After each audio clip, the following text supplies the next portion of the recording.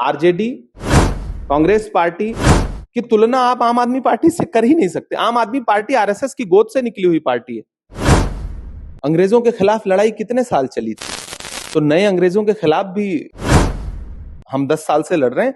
RJD और कांग्रेस बहुत similar हैं। आरएसएस के खिलाफ एक बड़ी लड़ाई रही है। आप अरविंद केजरीवाल का ट्वीट उठा के देख लीजिए ना, उन्होंने कह दिया हम अकेले चुनाव लड़ेंगे।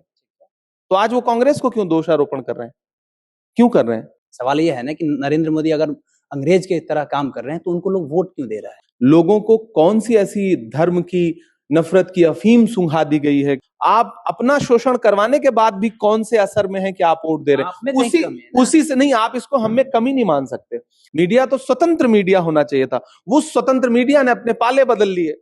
सबको खतरा बहुत बड़ा है, घर सजाने का तस्वुर तो बहुत बाद का है। पहले ये तय हो कि इस घर को बचाएं कैसे। आम आदमी पार्टी का अहंकार था जो उसको चुनाव हराया। उसने बचाइए देश, बचाइए लोकतंत्र, बचाइए संविधान, बचाइए। जीतन राम मांझी ने भाजपा के खिलाफ, देवी देवताओं के खिलाफ क्या क्या टिप्पणियां की हैं? भाजपा ने क्यों गठबंधन किया उनके साथ? 2025 में बिहार में विधानसभा का चुनाव है और आपको पता है कि हाल ही में जो दिल्ली का नतीजा आया है उसको लेकर के देश भर के जो लोग महागठबंधन के हैं उन लोगों को काफी नाराजगी है कि कांग्रेस ने वहां पे आम आदमी पार्टी की सरकार नहीं बनने दी। लेकिन 2025 में इमरान प्रतापगढ़ी जो राहुल गांधी के बेहद करीबी है, ये बिहार में पहली बार आए हैं 2025 में, है ना सर? हाँ, 2025 में। तो क्या जरूरत पड़ गया कि बिहार आ रहे हैं? मतलब चुनाव आ गया तो अभी से आना शुरू? चुनाव में तो अभी समय है, लेकिन हम समय से पूर्व आए हैं, तो इसे आप चुनावी दौरा नहीं कह सकते। ये एक संविधान जिंदाबाद कार्यक्रम है। जिस तरह से भारतीय जनता पार्टी हर दिन संविधान को कुचलने का प्रयास कर रही है, इस देश के पिछड़ों, दलितों, अल्पसंख्यकों के खिलाफ जिस तरह से सदन में कानून बना करके जिस तरह से उनका शोषण किया जा रहा है, उनको कुचलने का प्रयास किया जा रहा है, तो हमारी कोशिश है कि देश में जागरूकता आए। सिर्फ राजनीतिक दल ही लोकतंत्र को नहीं बचा सकते, उसके लिए जनता का जागरूक होना बहुत आवश्यक है। तो जनता की जागरूकता के लिए हम इस कार्यक्रम में आए हुए हैं। पिछले कई सालों से आप लोग जागरूकता ला रहे हैं, लेकिन देश में आप लोग का सत्ता स्थापित नहीं हो पा रहा है, सत्ता में आप लोग आ नहीं पा रहे हैं। क्या कारण हो रहा है कि बार बार चूक जा रहे हैं? देखिए, जागरूकता एक सतत प्रक्रिया है। अंग्रेजों के खिलाफ लड़ाई कितने साल चली थी, तो नए अंग्रेजों के खिलाफ भी हम 10 साल से लड़ रहे हैं। अब निर्णायक स्थिति में है। मतलब मोदी नए अंग्रेज हैं तो लोग उनको क्यों वोट दे रहे हैं? सवाल ये है ना कि नरेंद्र मोदी अगर अंग्रेज के तरह काम कर रहे हैं तो उनको लोग वोट क्यों दे रहा है? नहीं, बहुत बड़ा सवाल यही है कि लोग क्यों वोट दे रहे हैं। कभी कभी मेरा खुद मन करता है कि मैं सवाल पूछूं। गुजरात के मोरबी में पुल गिरा, सैकड़ों आदमी मर गए, और 1 महीने के अंदर वहां पर चुनाव हुआ और भाजपा का विधायक जीता। मैं वहां चुनाव प्रचार में गया था। मेरा मन हुआ कि मैं सवाल पूछूं कि आखिर क्यों लोग वोट दे रहे हैं। लोगों को कौन सी ऐसी धर्म की, नफरत की अफीम सुंघा दी गई है कि वो जनता के मुद्दों पर जनता बात नहीं कर रही है। कफन तक पर ये सरकार टैक्स ले रही है। दूध, दही, पनीर, छाछ, मक्खन, आटा, चावल क्या नहीं महंगा कर दिया। वो पेट्रोल डीजल जो 58 रुपए लीटर था वो 100 रुपए के पार बिक रहा है। वो डॉलर जो 58 रुपए का था मनमोहन सिंह जी के समय में, आज वो 87 रुपए का हो गया है। क्या नहीं महंगा कर दिया। उसके बाद भी जनता क्यों वोट दे रही है? बीपीएससी के वो बच्चे जो पेपर लीक की शिकायत कर रहे थे और उनकी पीठ पर लाठियों के निशान पड़े हैं, उसमें एक बच्चा तो उसका नाम नीतीश कुमार था, उस तक को लाठी पड़ी है, तो फिर भी जनता क्यों वोट दे रही है? बहुत बड़ा सवाल है। यही जनता के बीच में जाकर के सवाल पूछना है कि भैया, आप अपना शोषण करवाने के बाद भी कौन से असर में है कि आप वोट दे रहे हैं? उसी से नहीं, आप इसको हमें कमी नहीं मान सकते। लोकतंत्र एक बहुत सारी स्तंभों से मिलकर बनता है। एक स्तंभ, उसमें मीडिया भी है।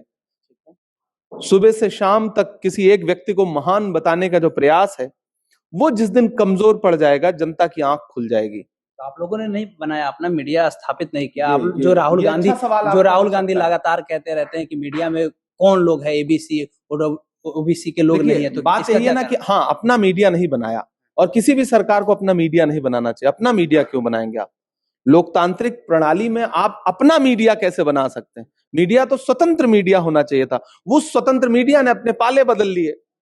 ये गलती हुई कि हम उसको स्वतंत्र शायद उतनी बड़ी अच्छी परवरिश नहीं कर सकते। लोकतंत्र में हम उसकी शायद उतनी अच्छी परवरिश नहीं कर पाई पुरानी सरकारें, ये मैं मानता हूं, ये गलती हुई है। लेकिन फिर भी मैं वाला आदमी अगर तलवार लेके चलेगा तो हम उसको फूल क्यों भेजेंगे?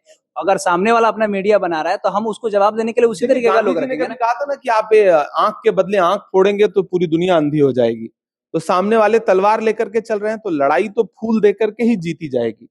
हम फूल दे करके ही लड़ाई जीतेंगे। हमें पूरा विश्वास है कि नफरत के खिलाफ आप नफरत से चुनाव नहीं जीत सकते या लड़ाई नहीं जीत सकते, आपको मोहब्बत से इस लड़ाई को जीतना पड़ेगा।